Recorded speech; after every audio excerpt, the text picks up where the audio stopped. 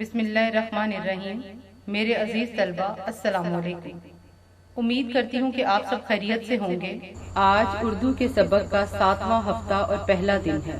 سب سے پہلے پچھلے ہفتے کا ریکیپ کر لیتے ہیں۔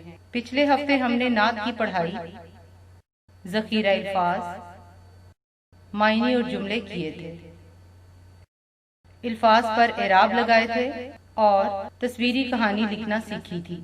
امید ہے یہ سب کام آپ کو اچھے طریقے سے سمجھ آ گیا ہوگا۔ آج کا سبق شروع کرنے سے پہلے آپ کو کچھ سوالات کے جوابات دینے ہیں، جیسے تفہیم کسے کہتے ہیں، تفہیم کتنی قسم کی ہوتی ہے، تفہیم کس طرح بہتر طریقے سے کی جا سکتی ہے۔ ان سوالات کے جوابات آپ نے سوچنے ہیں۔ تفہیم کا مطلب فہم رکھنا ہے۔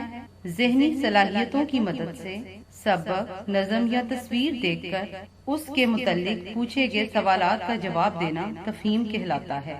تفہیم اس وقت بہتر طریقے سے ہو سکتی ہے جب ہم پیراگراف یا نظم کو 2 سے 3 بار پڑھیں، اس کا مفہوم سمجھیں، اس کا اچھا سا عنوان یا موضوع تجویز کریں۔ پیارے طلبہ، آج ہم نظم نعت کی تفہیم کرنے جا رہے ہیں، یعنی نظم نعت کے سوال جواب کریں گے۔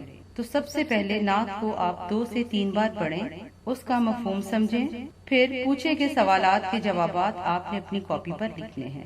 سب سے پہلے انڈیکس لکھیے۔ آج کا انڈیکس ہے نعت، تفہیم، مشقی سوالات۔ پھر کاپی کا صفحہ تیار کریں، دن، تاریخ اور سال لکھیں، عنوان لکھیں، نعت، مشقی سوالات۔ اس کے بعد نظم نعت مشق کھولیں۔ سوال نمبر 1 ہے، لفظ نعت کے کیا معنی ہیں؟ تو ہم سب جانتے ہیں وہ نظم جس میں آپ صلی اللہ علیہ وآلہ وسلم کی تعریف اور خوبیاں بیان کی جائیں نعت کہلاتی ہے۔ سوال نمبر 2، اس نعت میں آپ صلی اللہ علیہ وآلہ وسلم کی جن صفات کا ذکر کیا گیا ہے ان میں سے کوئی سی 3 لکھیے۔ تو اس نعت میں بہت ساری نبی پاک صلی اللہ علیہ وآلہ وسلم کی صفات کا ذکر کیا گیا ہے۔ آپ ان میں سے اپنی مرضی کی کوئی سی 3 لکھ لیجئے گا، جیسے آپ صلی اللہ علیہ وآلہ وسلم نفرت کے بدلے محبت سکھانے والے تھے۔ نمبر 2، آپ صلی اللہ علیہ وآلہ وسلم ملنسار تھے۔ نمبر 3، آپ صلی اللہ علیہ وآلہ وسلم بہادری کا پیکر تھے۔ سوال نمبر 3 ہے، انہوں نے کس کا پیغام عام کیا؟ انہوں نے اسلام کا پیغام عام کیا۔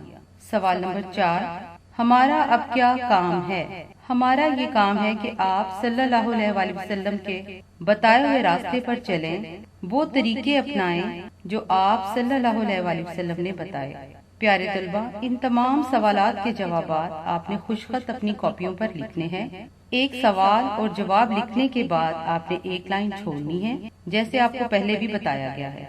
اس کے ساتھ ہی آپ کے معروضی سوالات ہیں جو صفحہ نمبر 5 پر دیے گئے ہیں۔ درست جواب کے گرد نشان لگائیں۔ یہ کام آپ نے اپنی کتاب پر ہی کرنا ہے۔ ایک سرگرمی ہے آپ کی گھر کا کام، آپ صلی اللہ علیہ وآلہ وسلم کے بارے میں معلومات جمع کر کے ایک چھوٹی سی کتاب بنانی ہے۔ یہاں یہ بتاتی جاؤں کہ آپ نے کتاب میں بہت بڑے بڑے واقعات نہیں لکھنے، آپ نے تھوڑے سے اسٹکی نوٹس کو اکٹھا کرنا ہے اور ان کے اوپر آپ صلی اللہ علیہ وآلہ وسلم کی چھوٹی چھوٹی باتیں لکھنی ہیں۔ تمام کام آپ نے اچھی لکھائی کے ساتھ کرنا ہے۔ کام مکمل کر کے کام کو اپلوڈ کرنا ہے۔ اپنا بہت خیال رکھیے گا۔ اللہ ہم سب کی حفاظت کرے، آمین۔ اللہ حافظ۔